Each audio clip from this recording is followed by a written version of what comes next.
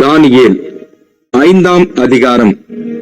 Belshazzar என்னும் ராஜா தன் பிரபுக்களில் 1000 பேருக்கு ஒரு பெரிய விருந்து செய்து அந்த 1000 பேருக்கு முன்பாக திராட்சரசம் குடித்தான்.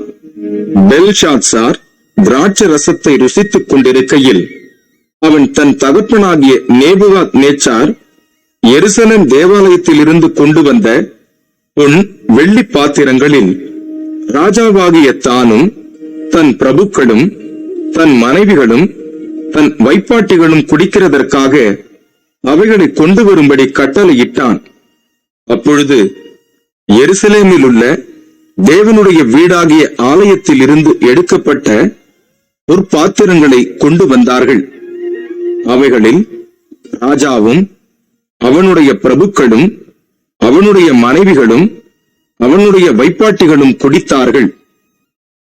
அவர்கள் திராட்சரசம் குடித்து பொன்னும் வெள்ளியும் வெண்கலமும் இரும்பும் மரமும் கல்லும் ஆகிய தேவர்களை புகழ்ந்தார்கள். அந்நேரத்திலே மனுஷ கைவிரல்கள் தோன்றி விளக்குக்கு எதிராக ராஜ அரமனையின் சாந்து பூசப்பட்ட சுவரிலே எழுதிற்று. எழுதின அந்த கையிருப்பை ராஜா கண்டான். அப்பொழுது ராஜாவின் முகம் வேறுபட்டது. அவனுடைய நினைவுகள் அவனை கலங்க பண்ணினது. அவனுடைய இடுப்பின் கட்டுகள் தளர்ந்தது. அவனுடைய முழங்கால்கள் ஒன்றோடொன்று மோதிக்கொண்டது. ராஜா உரத்த சத்தமிட்டு ஜோசியரையும் கல்தேயரையும் குறி சொல்லுகிறவர்களையும் உள்ளே அழைத்து வரும்படி சொன்னான். ராஜா பாபிலோன் ஞானிகளை நோக்கி, இந்த எழுத்தை வாசித்து இதன் அர்த்தத்தை எனக்கு வெளிப்படுத்துகிறவன் எவனோ அவன் இரத்தாம்பரமும் கழுத்திலே பொற்சரப்பணியும் தரிக்கப்பட்டு ராஜ்யத்திலே 3ஆம் அதிபதியாய் இருப்பான் என்று சொன்னான். அப்பொழுது ராஜாவின் ஞானிகள் எல்லாரும் வந்து சேர்ந்தார்கள். ஆனாலும் அவர்கள் அந்த எழுத்தை வாசிக்கவும் அதன் அர்த்தத்தை ராஜாவுக்கு தெரிவிக்கவும் கூடாதிருந்தது. அப்பொழுது ராஜாவாகிய பெல்ஷாத்சார் மிகவும் கலங்கினான். அவனுடைய முகம் வேறுபட்டது. அவனுடைய பிரபுக்கள் திகைத்தார்கள். ராஜாவும் அவனுடைய பிரபுக்களும் சொன்னவைகளை ராஜாத்தி கேள்விப்பட்டு விருந்து சாலைக்குள் பிரவேசித்தாள். அப்பொழுது ராஜாத்தி, ராஜாவே, நீர் என்றும் வாழ்க. உமது நினைவுகள் உம்மை கலங்க பண்ணவும் உமது முகம் வேறுபடவும் வேண்டியதில்லை. உம்முடைய ராஜ்யத்திலே ஒரு புருஷன் இருக்கிறான். அவனுக்குள் பரிசுத்த தேவர்களுடைய ஆவி இருக்கிறது. உம்முடைய பிதாவின் நாட்களில் வெளிச்சமும் விவேகமும் தேவர்களின் ஞானத்துக்கு ஒத்த ஞானமும் அவனிடத்தில் காணப்பட்டது. ஆகையால் உம்முடைய பிதாவாகிய நேபுகாத் நேச்சார் என்னும் ராஜாவானவர் அவனை சாஸ்திரிகளுக்கும் ஜோசியருக்கும் கல்தேயருக்கும் குறி சொல்லுகிறவர்களுக்கும் அதிபதியாக வைத்தார். ராஜாவினால் பெல்தெஷாத்சார் என்னும் பெயரிடப்பட்ட அந்த தானியேலுக்குள் சொப்பனங்களை வியார்த்தி பண்ணுகிறதும் புதைபொருள்களை வெளிப்படுத்துகிறதும் கருகலானவைகளை தெளிவிக்கிறதுமான அறிவும் புத்தியும் விசேஷித்த ஆவியும் உண்டென்று காணப்பட்டது. இப்போதும் தானியேல் அழைக்கப்படட்டும், அவன் அர்த்தத்தை வெளிப்படுத்துவான் என்றாள். அப்பொழுது தானியேல் ராஜாவின் முன் உள்ளே அழைத்து வந்து விடப்பட்டான். ராஜா தானியேலை பார்த்து, நீ என் பிதாவாகிய ராஜா யூதாவிலிருந்து சிறைபிடித்து வந்த யூதரில் ஒருவனாகிய தானியேல் அல்லவா? உனக்குள்ளே தேவர்களின் ஆவி உண்டென்றும் வெளிச்சமும் புத்தியும் விசேஷித்த ஞானமும் உன்னிடத்தில் காணப்பட்டதென்றும் உன்னை குறித்து கேள்விப்பட்டேன்.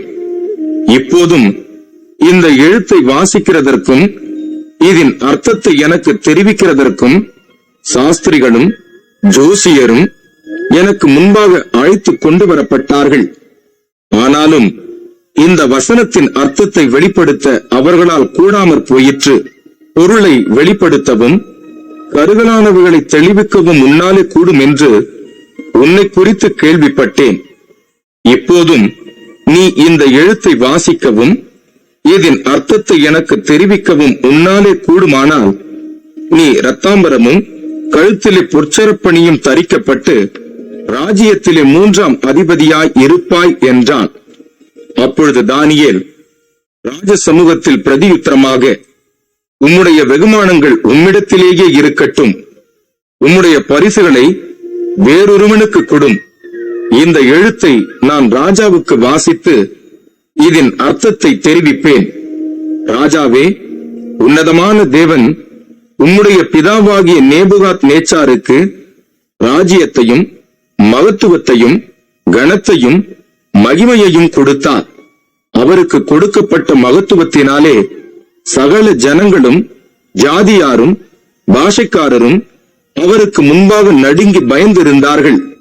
அவர் தமக்கு சித்தமானவனை கொன்று போடுவார், தமக்கு சித்தமானவனை உயிரோடு வைப்பார், தமக்கு சித்தமானவனை உயர்த்துவார், தமக்கு சித்தமானவனை தாழ்த்துவார்.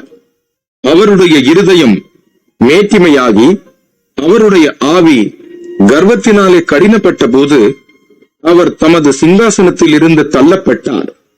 அவருடைய மகிமை அவரை விட்டு அகன்று போயிற்று.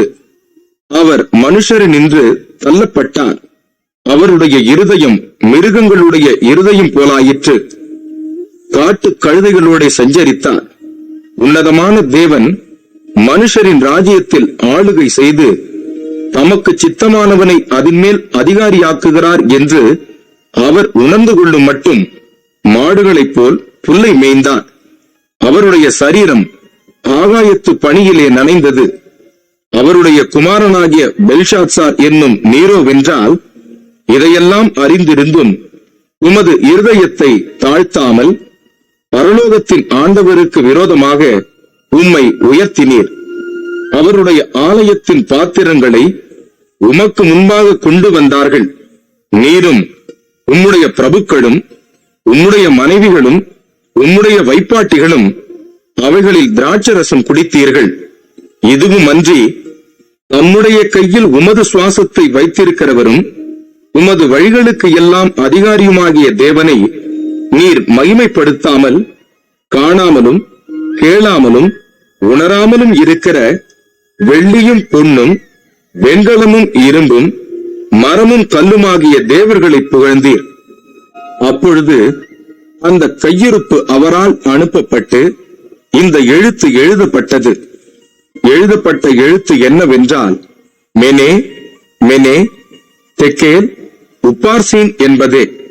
இந்த வசனத்தின் அர்த்தமாவது, மெனே என்பதற்கு தேவன் உன் ராஜ்யத்தை மட்டிட்டு அதற்கு முடிவுண்டாக்கினார் என்றும், தெக்கேல் என்பதற்கு நீ தராசிலே நெருக்கப்பட்டு குறைய காணப்பட்டாய் என்றும், பெரேஸ் என்பதற்கு உன் ராஜ்யம் பிரிக்கப்பட்டு மேதியருக்கும் பெர்சியருக்கும் கொடுக்கப்பட்டது என்றும் அர்த்தமாம் என்றான். அப்பொழுது பெல்ஷாத்சார் தானியேலுக்கு இரத்தாம்பரத்தையும் அவனுடைய கழுத்தில் பொற்சரப்பணியையும் தரிப்பிக்கவும் ராஜ்யத்திலே அவன் 3ஆம் அதிகாரியாய் இருப்பவன் என்று அவனை குறித்து பறைமுறையிடவும் கட்டளையிட்டான். அன்று ராத்திரியிலே கல்தேயரின் ராஜாவாகிய பெல்ஷாத்சார் கொலை செய்யப்பட்டான். மேதியனாகிய தரியு தன் 62ஆம் வயதில் ராஜ்யத்தை கட்டிக்கொண்டான்.